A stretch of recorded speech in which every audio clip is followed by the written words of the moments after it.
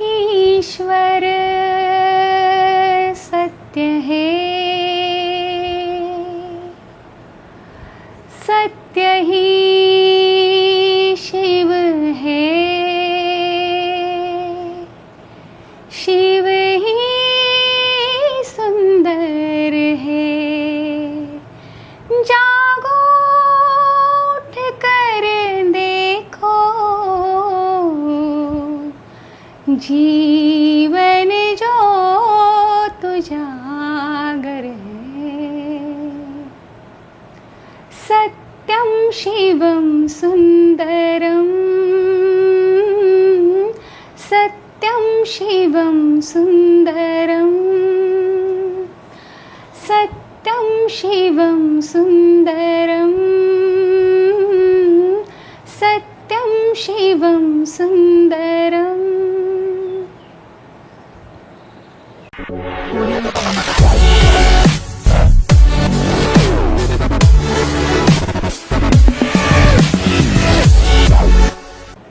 नमस्कार रसिक श्रोते हो, नमस्कार मित्रांनो. आजच्या आपल्या या मल्हार कम्युनिकेशन प्रस्तुत हॉबी डू बी डू अर्थात एक तरी छंद असावा ह्या आपल्या लोकप्रियतेच्या शिखराकडे वाटचाल करणाऱ्या संवाद कट्ट्याच्या आजच्या अतिथी आहेत एक सुरसंपन्न गायिका, ग्रामीण भागातनं आलेल्या सौभाग्यवती अंजली धुमाळ यांची जी जर्नी आहे मित्रांनो ती अत्यंत इन्स्पायरिंग आहे. कुठलाही अशी खास पूर्वपीठिका नाही, पण आपला गळा हा गाता आहे हे समजल्यानंतर आणि वडिलांच्या मार्गदर्शनाखाली गावी त्यांच्या नंदुरबार जिल्ह्यांमध्ये असलेल्या छोट्या गावामध्ये त्या प्रारंभी त्यांचं बालपण गेलेलं आणि तिथं त्यांना हा छंद, ही आवड खऱ्या अर्थाने निर्माण झाली. तर आजच्या आपल्या 205व्या भागामध्ये आजच्या अतिथी आहेत गायिका अंजली धुमाळ. आपण त्यांच्याशी बातचीत करूया आणि जाणून घेऊया की एकूणच हा सगळा त्यांचा प्रवास जो आहे, सुरेल असा प्रवास, तो कसा नेमका झालेला आहे. अंजलीजी, आमच्या या मल्हार कम्युनिकेशन्सच्या संवाद कट्ट्यावर आमच्या अख्ख्या टीमच्या वतीनं आमचं आपलं सहर्ष स्वागत आहे. मला सांगा, तुम्ही एम ए हिंदी आहात, एम ए संगीत देखील आहात आणि सध्या आपल्या जळगावच्या गोदावरी इंग्लिश स्कूलमध्ये, बरोबर आहे, शिक्षिका म्हणून देखील तुम्ही कार्यरत आहात. तर मागे वळून पाहताना नेमका आपला जो विषय आहे, माझे जीवन गाणे, म्युझिक इज अ टॉनिक आपण असं म्हणतो, आणि बाथरूममध्ये गाणं वेगळं आणि अख्ख्या जनसमुदायापुढं की त्यातले दर्दी रसिक असतात त्यांची चांगल्यापैकी गर्दीसुद्धा असते मित्रांनो, आणि त्या गर्दीला रिझवणं आणि उत्तम गाणं सादर करणं आणि टाळ्या वसूल करणं हे सोपं नाही आहे, पण त्याच्यासाठी रियाज लागतो. आणि अलीकडे असं म्हणतात की perfect practice makes man perfect. तर त्या दृष्टिकोनातून अंजलीजी, माझा पहिला प्रश्न आपल्याला असा असणार आहे की बालपणाविषयी तुम्ही जरा आम्हाला, आमच्या ह्या रसिक मित्रांना जरा अवगत करा की तुमचा भूतकाळ काय नेमका आणि गायकीकडे कशा वळलात तुम्ही. अगदी खरं आहे सर, मी अगदी ग्रामीण भागातून आलेली आहे. म्हणजे माझं बालपण एकदम ग्रामीण भागातच गेलं. 12वीपर्यंतचं शिक्षण तिथे झालं. पण माझे वडील जे होते ते खूप छान गाणं म्हणायचे आणि आम्हाला भावंडांना ते म्हणूनही दाखवायचे आणि त्यामुळे गाण्याची आवड निर्माण झाली. अगदी बालवयापासून म्हणजे 5 वर्षापासूनच वडिलांकडून ते सगळे गाणे शिकत होतो. त्यावेळेला टेप रेकॉर्ड वगैरे असं काहीही नव्हतं घरी, पण वडील जे म्हणायचे ते ऐकून ऐकून शिकायचं आणि हळूहळू मग ती आवड वाढत गेली. पण खेडेगाव असल्यामुळे तिथे जास्त काही पुढे काही करता आलं नाही. त्यानंतर मग लग्न झालं आणि मग लग्नानंतर शहरात आल्यावर थोडं बघितलं, स्पर्धा बघितल्या किंवा शहरातलं थोडंसं वेगळं वातावरण मिळालं. त्यावेळेला वाटायचं की आपण पण गायलं पाहिजे.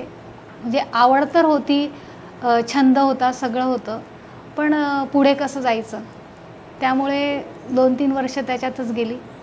मग नंतर हळूहळू असं वाटलं की शिक्षणाला सुरुवात करावी आणि मग नूतन मराठा कॉलेजमधून मी BAला ॲडमिशन घेतली आणि त्या ठिकाणी गॅदरिंग वगैरे व्हायचं हे मी कधी आयुष्यात बघितलेलं नव्हतं. बरं बरं. पण अच्छा. तिथे तुम्हीच होते.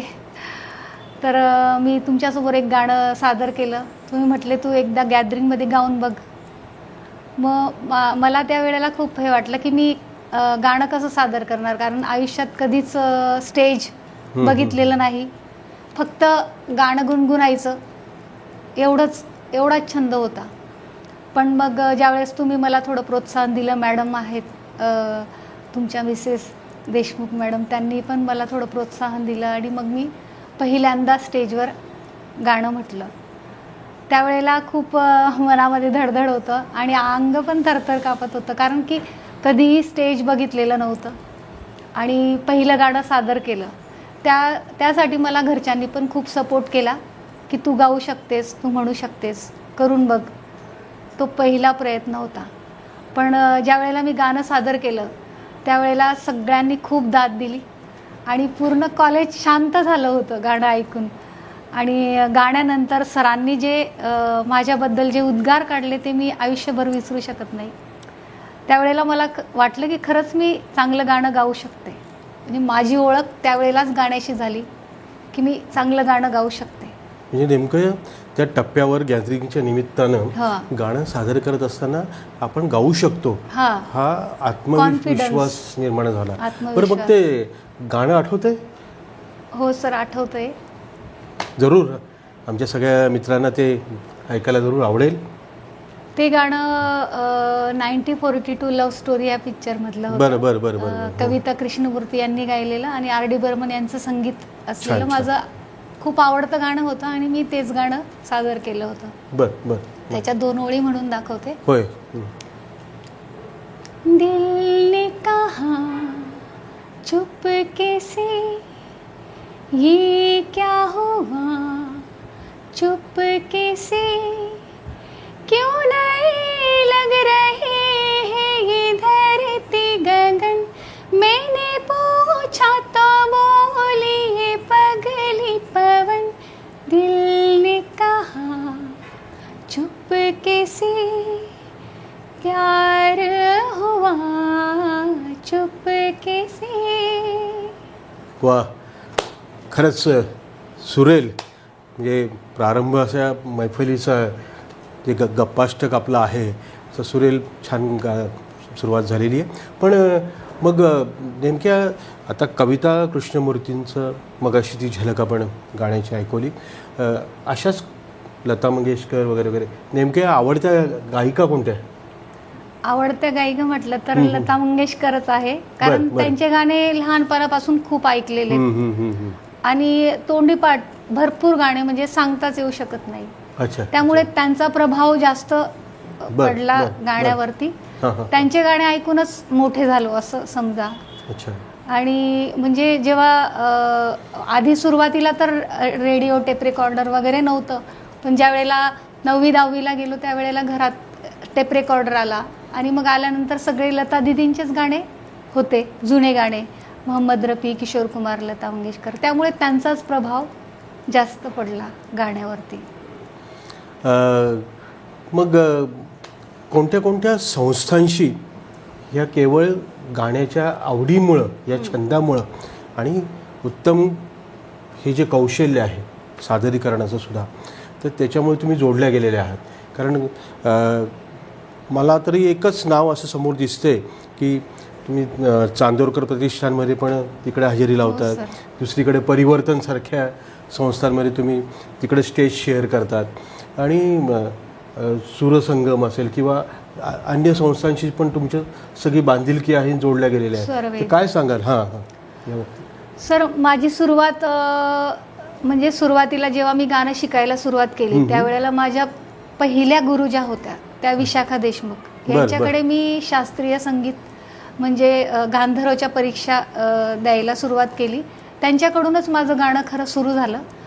आणि मग त्यानंतर हळूहळू त्यांच्या माध्यमातूनच काही स्पर्धा, गोदावरी, संगीत महाविद्यालय तिथल्या काही स्पर्धा, भावगीत स्पर्धा, सुरभी महिला मंडळ तिथल्या स्पर्धा, आणि त्या स्पर्धांमध्ये मी त्यांच्या मार्गदर्शनाने भाग घेत होती आणि मला यश पण मिळत गेलं. म्हणजे प्रत्येक स्पर्धेत मला पहिलं बक्षीस मिळालं. दादर माटुंगा स्पर्धेसाठी माझ्यासाठी ते खूप मोठं होतं. ती स्पर्धा मी इथे पण जिंकली आणि मुंबईला पण माझं त्यासाठी सिलेक्शन झालं होतं. इथली प्राथमिक फेरी? हो, ही फेरी करून मग पुढे मुंबईला. त्यानंतर आपल्या नूतन मराठा कॉलेजमधूनच सह्याद्री अंताक्षरीसाठी निवड झाली आणि त्यात पण उपांत्य फेरीपर्यंत मी पोहोचली. म्हणजे मी एकटीच, जो आपली पूर्ण टीम गेलेली होती त्याच्यातनं पोहोचली. म्हणजे ते आयुष्यातले खूप यशाचे टप्पे होते जे मी हळूहळू पार करत होती. आणि मग त्याचं प्रशांत दामले, हो, प्रशांत दामले होते, सूत्रसंचालक त्या कार्यक्रमाचे ते होते. आणि मॅडम पण होत्या सोबत आमच्या. खूप छान अनुभव होता आणि त्यातूनच थोडी ऊर्जा मिळत गेली की आपण पण काहीतरी चांगलं करू शकतो. आणि मग हळूहळू स्वरवेदशी ओळख झाली. 2010 पासून स्वरवेदशी जुडलो. मग त्यांच्या माध्यमातून खूप भक्तिगीतं, भावगीतं, पाऊस गाणे वगैरे अशा स्पर्धांबरोबर प्रोग्राम पण करत गेलो. त्यानंतर हळूहळू मग चांदोरकर प्रतिष्ठानशी जुडलो. त्यांचेही खूप कार्यक्रम केले, नांदी सादर केली आम्ही मुंबईमध्ये. अशा प्रत्येक संस्थेशी संबंध आला. त्यानंतर बनकर सरांचा जो आहे सूरसंगीत, त्यांच्यासोबत पण काही प्रोग्राम करण्याची संधी मला मिळाली. आणि आता सध्या तर परिवर्तनशी जोडलेली आहे. परिवर्तनचे तर खूप छान छान कार्यक्रम आम्ही केले. बरं त्याच्याकडे आपण येणारच आहोत. पण परत मग हा जो दैवी आवाज आहे आणि तुमच्या आवडत्या गायिका साक्षात म्हणजे काय सूरसम्राज्ञी, नंतर भारतरत्न, अगदी सगळ्याच ठिकाणी त्यांचं रेकॉर्ड ब्रेकच आहे. सगळ्या किती गाणी, किती प्रकारची. पण अभिजात संगीत आणि लता मंगेशकर हे पण कुठेतरी घट्ट असं नातं आहे. तर त्या अभिजात शास्त्रीय संगीताची बैठक असलेलं तुमच्या आवडीचं लता दिदींचं एखादं गाणं, त्याची झलक आम्हाला नक्की ऐकायला आवडेल. शास्त्रीय संगीतातलंच एक आवडतं गाणं. बैया ना धरो ओ बलमा, बैया ना धरो ओ बलमा, बैया ना धरो ओ बलमा, ना करो मोसेरा, बैया ना धरो ओ बलमा. वा, छान. आणि मला वाटतं अशा जे अवघड आणि शास्त्रीय बैठक असलेल्या गाण्यांमुळेच तुम्ही सर्वच आता प्रथितयश आणि आघाडीच्या संस्थांशी जोडल्या गेलेल्या आहात. मग थोडक्यात मागणी वाढत चालली आहे असं म्हणायला हरकत नाही, नाही का? बरं, बघ, वर्तमानपत्रांनी चांगल्यापैकी दखल घेतली, माध्यमांनी चांगल्यापैकी दखल घेतली आणि मला आठवतं आहे की पद्मश्री महानोर दादा, नाधो महानोर, त्यांच्या स्मृतिदिनाच्या निमित्तानं मुंबईच्या यशवंतराव चव्हाण प्रतिष्ठानच्या त्या सगळ्या प्रांगणामध्ये दिग्गज लोकांच्या समोर, रसिकांच्या समोर आपण गायलेला आहे. तर तो कसा, नक्कीच मला वाटतं समृद्ध करणारा तो अनुभव असला पाहिजे. हो सर. काय सांगाल? खूप छान अनुभव होता. आणि महानोर दादांचे गाणे, त्यांचा प्रवास, तो सगळा जाणण्याची संधी पण मिळाली. वा. आणि त्यांचे काही गाणे पण सादर करण्याची संधी मिळाली. अच्छा. त्यातलंच माझं एक आवडतं गाणं म्हणजे संजय हांडे जे आहेत जळगावचे, आकाशवाणीला होते, त्यांनी संगीत दिलेलं एक गाणं खूप आवडीचं आहे माझं, नादो महानोर. त्यांचं मी प्रस्तुत करते. वा, क्या बात. किती दिस आले गेले रुतलेल्या आठवणी, मुक्या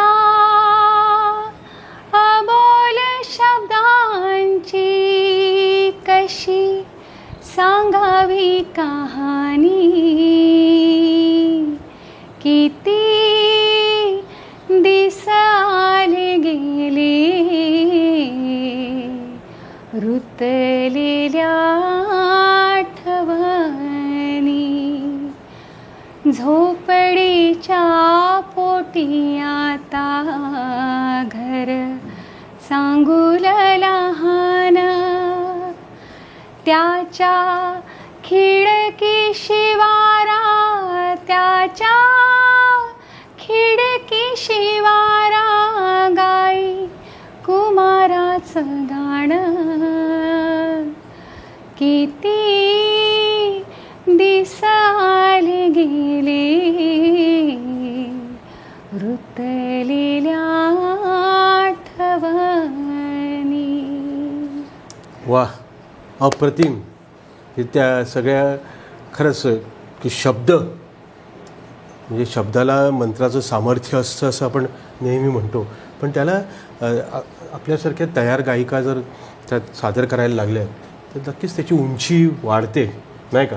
बरं, मग बाथरूम सिंगर्स बरेचसे असतात, हौशी कलावंत असतात, त्यांनाही असं वाटतं की बाबा आपल्याला ग्लॅमर हे सगळं जगात ते अनुभवता यावं, स्टेज शेअर करता यावं, आपलाही चांगल्यापैकी नावलौकिक व्हावा, मराठा पुरस्कार वगैरे सगळे सन्मान आपल्याला मिळावेत. पण हे सोपं नसतं, नाही का?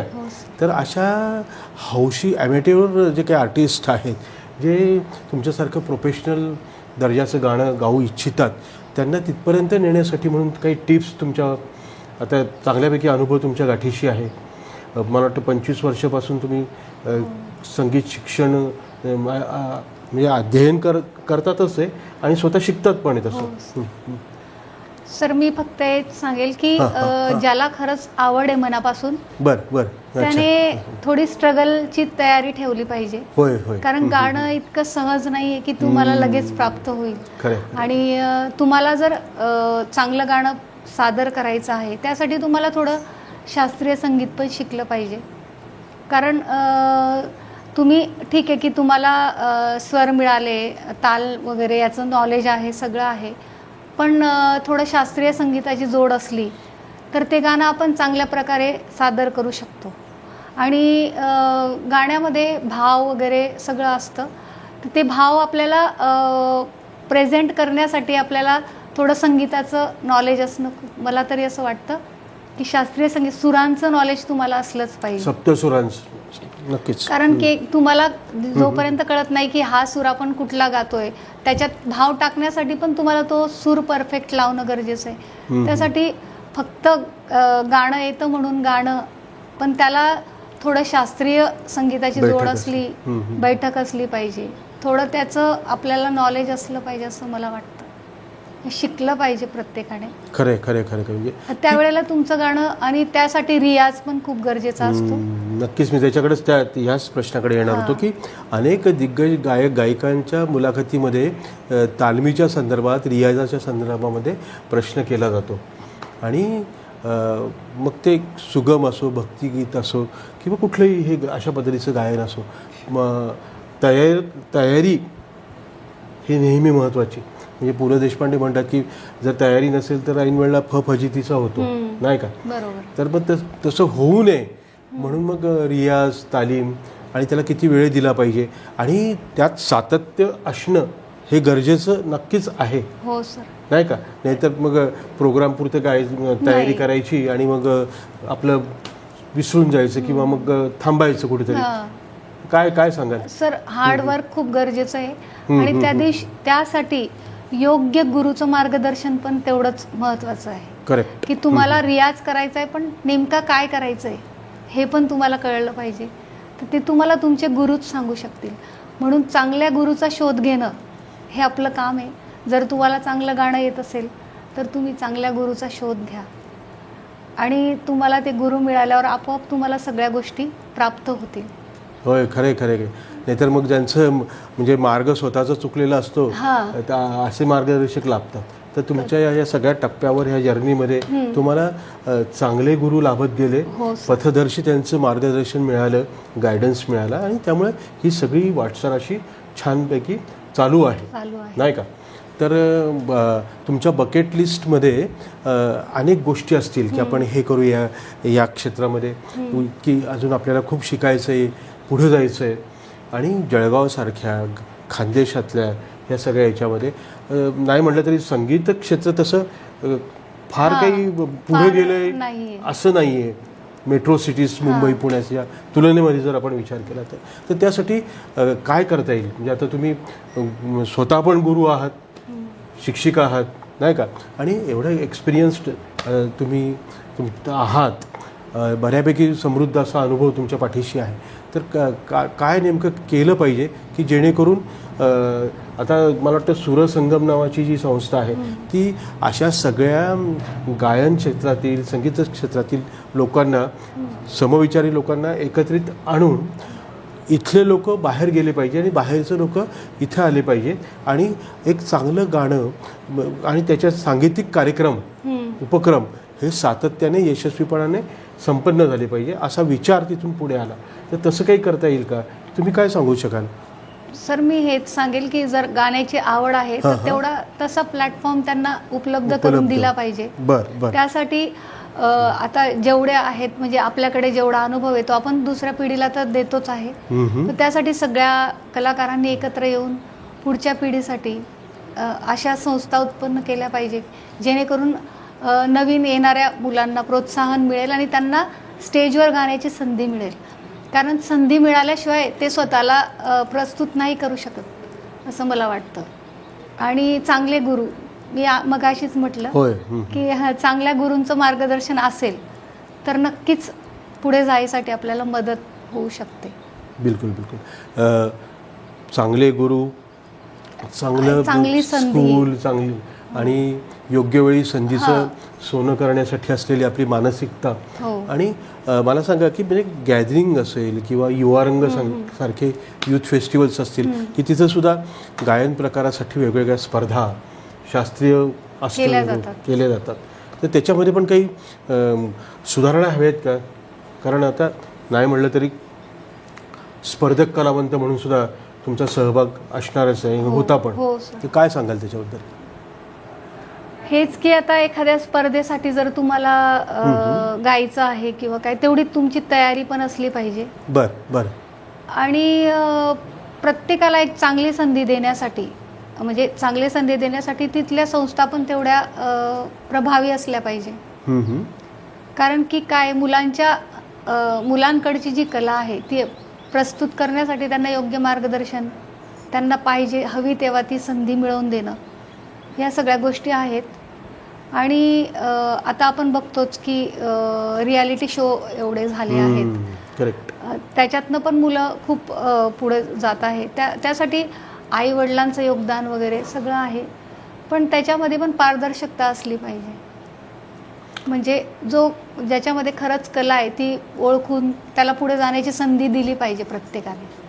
अगदी बरोबरच आहे. बरं बघ, आता आईवडिलांचा तुम्ही अगदी अभिमानानं उल्लेख केला. मगाशी वडील गायचे आणि त्यांच्यासोबत पण तुमची गाणी पाठ झाली वगैरे आणि ती old is gold, old songs त्यांना आवडायचे असं तुम्ही तुमच्या माहितीत सांगितलेलं आहे. पण हे सगळं असताना आठवणींचा अल्बम जर आपण ओपन केला तर मला आठवतं की अगदी तुमच्या लहानग्या मुलीला तुम्ही सोबत आणायचे आणि जो स्ट्रगल असतो, मी खास आपल्या रसिक मित्रांना सांगेन की छोट्याशा मुलीला सोबत, मग ती कधी खांद्यावर झोपलेली असायची, कधी रडत असायची, आणि असं असताना सुद्धा ते गाणं शिकण्याची जी आतला आवाज आहे, ती जिगर आहे, ती सांभाळून ठेवणं फार महत्त्वाचं असतं. तर तसं काय सांगाल नेमकं? काय काय करायला लागतं? का सोपं नसतंय? सर आतूनच असलं पाहिजे ते की मला करायचंय, म्हणजे ते आपल्याला आपोआपच कळतं की मी हे करू शकते. आणि सर संघर्ष प्रत्येकाच्या आयुष्यात खूप असतो, पण तुमची आवड जोपासण्यासाठी तुम्हाला स्वतःच संघर्ष करावा लागेल. कोणीही मदत करत नाही. तुम्ही स्वतः जेव्हा उभं राहत नाही, स्वतःसाठी स्वतःलाच उभं राहावं लागेल. आणि मी तसंच केलं, कारण मला माहीत होतं की आपल्याला काहीतरी करायचं आहे, वेगळं करायचं आहे आणि आपला संसार आहे, सगळ्या गोष्टी सांभाळून करायचं आहे, म्हणून त्या पण गरजेच्याच आहे. पण त्याच्याबरोबर आपली आवडसुद्धा जोपासायची आहे. आणि त्यासाठी चांगले लोक पण आपल्या आयुष्यात येणं गरजेचं आहे. जसं माझ्या आयुष्यात खूप चांगले लोक मला मिळाले, म्हणजे ज्यांनी मला प्रोत्साहन दिलं की नाही तू करू शकते, आणि वेळोवेळी मला मदत केली. मी तुमच्या घरी पण घेऊन यायची मुलीला प्रॅक्टिस करायला, मॅडम जवळ घेऊन यायची. पण एक जिद्द होती की नाही आपल्याला काहीतरी करायचं, MA करायचं आहे, संगीत शिकायचं आहे. कधीच कल्पना नव्हती केली की मी आज जिथे आहे तिथे पोहोचेल, कल्पना नव्हती केली. पण परमेश्वर नेहमी सोबत असतो. आपण जर खऱ्या मनाने प्रामाणिकपणे प्रयत्न केले एखाद्या गोष्टीसाठी तर मला असं वाटतं यश मला नेमकं तिकडेच यायचं आहे की फॅमिली सपोर्ट फार महत्त्वाचा नाही का. तो कणाच असतो. तर मिस्टरांबद्दल आपल्या सासूबाई असतील, फॅमिली मेंबर्स, त्यांनी कसं सकारात्मक असं सगळा पाठिंबा किंवा मग तुम्ही कन्व्हिन्स केलं का? कारण मधला जो गॅप होता, लग्न झाल्यानंतर काही लगेच गाणं शिकायला नाही मिळालं किंवा लगेच गायला नाही मिळालं नाही का. तो तेव्हा ते संयम राखून त्यांना हे लक्षात आणून देणं की बाबा हिला चांगल्यापैकी हे गाता येतं, हा छंद आहे आणि हिच्या पाठीशी आपण उभं राहूया. हे जे आहे हे केव्हा आलं टप्प्यावर आणि त्यासाठी काय करायला लागलं? सर लग्नानंतर म्हणजे मला गाणं खूप छान येतं हे सगळ्यांना माहित होतं की गाणं म्हणते. बरं बरं बरं बरं. पण ठीक आहे बा म्हणते असं. पण माझी आवड होती म्हणून मला वेळ मिळाला तेव्हा मी माझी आपल्या वरती गच्चीवरती जाऊन रोज गाणं गात असायची. त्यामुळे घरच्यांना माहित होतं की हिला आवड आहे बुवा. आणि मग अचानक एका कोर्ससाठी ऍडमिशन घेतली. तर त्या कोर्समध्ये एक गाण्याची स्पर्धा होती. ते विशाखा देशमुख मॅडमच होत्या. तर त्यांनी सांगितलं की तू घे, पार्टिसिपेट कर. मी त्या गाण्याच्या स्पर्धेमध्ये भाग घेतला. ते काही खूप मोठं स्टेज नव्हतं, पण असंच छोटंसं गाणं म्हणण्याची मला संधी मिळाली आणि त्या स्पर्धेत मला पहिलं बक्षीस मिळालं. आणि ते बक्षीस घेऊन ज्यावेळी मी घरी आली तर घरच्यांना खूप आनंद झाला. सासूबाईंना, सासऱ्यांना खूप, म्हणजे त्यांना खूप आश्चर्य वाटलं की एवढं मोठं बक्षीस तू घेऊन आली. आणि ते मोठं असो छोटं असो पण सगळ्यांना खूप आनंद वाटला त्या गोष्टीचा. तेव्हा सगळ्यांना वाटलं की हिला काहीतरी आवडतं आणि करू शकते, उभे राहिले. आणि मग विशाखा मॅडमकडे माझं गाणं सुरू झालं. त्यासाठी खूप स्ट्रगल होता. म्हणजे मी खूप लांबपर्यंत त्यांच्या घरी पायी जायची. पण जिद्द होती आणि घरच्यांचा सपोर्ट पण होता. आणि तसंच मी त्यांच्याकडे विशारदचं शिक्षण केलं. आणि मग तिथूनच वाटचाल सुरू झाली. तर घरच्यांचा खूप सपोर्ट होता. म्हणजे त्यांनी असं कधी नाही तुझी आवड आहे तर तू कर असं म्हणून, त्यांचे तर खूप म्हणजे आभारच आहे की त्यांनी मला कधीच नाही म्हटलं नाही. आणि म्हणून मी आज जे काही आहे ते करू शकले. खरंच आहे. म्हणजे आपल्या फॅमिली सपोर्ट असल्याशिवाय हे शक्य नव्हतं. होय होय. फॅमिली असेल, आपले गुरु असतील, म्हणजे यांचं योगदान नक्कीच महत्त्वाचं असतं. आणि ते असल्यामुळेच आपण असतोय. या इथवरचा जो वाटचाल आहे, प्रवास आहे, तर त्यांच्यामुळेच शक्य होतो. बरं, मग ह्या सगळ्या याच्यामध्ये स्पर्धा गाजवल्या, स्टेज गाजवलं, प्रोफेशनल सिंगरपर्यंत आपली मजल गेली. ह्या सगळ्या याच्यात आपल्या कॉमन धागा नेहमी आहे कलाकारांच्या याच्यात की जळगाव आकाशवाणी. खूप आकाशवाणीमुळे आपल्याला शिकायला मिळालेलं पण आहे. तर काय सांगाल? जळगाव आकाशवाणीशी माझा संबंध तसा म्हणजे सुगम गाण्याची स्पर्धा होती. तर त्यासाठी मी संजय हांडे सरांकडे गाणं शिकली, म्हणजे सुगम संगीत. तर त्यांनी खूप सपोर्ट केला आणि खूप छान गाणं शिकवलं. आणि त्यातूनच मी आकाशवाणी ऑडिशन दिली होती. आणि पहिल्याच ऑडिशन मध्ये मला यश पण मिळालं. त्यानंतर आकाशवाणीवर बरेच कार्यक्रम झाले. त्या कार्यक्रमांमधून पण खूप शिकायला मिळालं, प्रोत्साहन मिळालं. आणि छान छान गाणे गाण्याची संधी पण त्या माध्यमातून मला मिळाली. आणि तो एक हे मिळाला की आकाशवाणी कलाकार हा एक रेकग्निशन मिळालं. ते खूप छान छान वाटतं. छान. बरं, मग आपल्या ह्या खरं तर ह्या छान रंगलेल्या गप्पा संपून असं मनापासून वाटतं, पण कुठेतरी वेळेची मर्यादा असल्यामुळे आपल्याला थांबायला लागेल. अंजलीजी, मला सांगा की फक्त लता मंगेशकरांचीच गाणी आपण गातात की रसिकांकडनं समोर जे काही फरमाईश होते, आता ऑर्केस्ट्रामध्ये गायचं म्हणजे काही साधी गोष्ट नसते, तर तिथं वेगवेगळे दर्दी लोक असतात, तर कशा पद्धतीची फरमाईश होते आणि अजून कोणती गाणी तुम्ही, आणि त्याच्यानं आपण एक छान ह्या मैफिलीची ह्या गप्पांची सांगता आपण त्या गाण्याने करू. सर एक गोष्ट आवर्जून मला सांगावीशी वाटते Yes. की मी लता मंगेशकर यांची गाणी ऐकून शिकत होती, पण त्यासाठी मला माझे जे गुरु आहे संजय पत्की सर यांचं खूप मोलाचं मार्गदर्शन मिळालं. बरं बरं बरं बरं. त्यांनी मला खूप छान म्हणजे शास्त्रीय संगीताची चांगली ओळख त्यांच्याकडून मला मिळाली. त्यांच्याकडून आग्रा घराण्याची मी गायकी शिकली, त्यामुळे मी इतर गायकांचे पण गाणे ऐकायला लागली आणि इतर गायकांचे पण गाणे मला आवडायला लागले आणि मी ते पण गाण्याचा प्रयत्न केला. म्हणून सरांनी मला खूप छान मार्गदर्शन केलं. म्हणजे तिथेच खरे गाण्याची ओळख, सुरांशी खरी ओळख मला तिथून झाली. खऱ्या गायकीची ओळख तिथून झाली आणि मग तिथून वेगवेगळ्या याच्यात आपण कशा प्रकारे गाणं सादर करायचं हे मार्गदर्शन सरांकडून मिळत गेलं आणि तो मोलाचा दगड आहे माझ्या आयुष्यातला. म्हणजे की तिथूनच खरं माझ्या चांगल्या वाटचालीची सुरुवात सरांच्या गायकीपासूनच झाली. अच्छा अच्छा अच्छा, त्यांच्या मार्गदर्शनामुळे. बरं, मग कुठलं गाणं ऐकवणार या आपल्या या सगळ्या गप्पांची सांगता करण्यासाठी? एक संत ज्ञानेश्वरांची रचना आहे, अभंग. अभंग. वाह वाह, क्या बात, जरूर. विश्वाचे आरता माझ्या मनी प्रकाशले, विश्वाचे आरता माझ्या मनी प्रकाशले, अवघेची झाले देह ब्रह्म, अवघेची झाले देह ब्रह्म, विश्वाचे आर्त माझ्या मनी प्रकाशले, आवडीचे वालभ माझेनी कोंदाटले,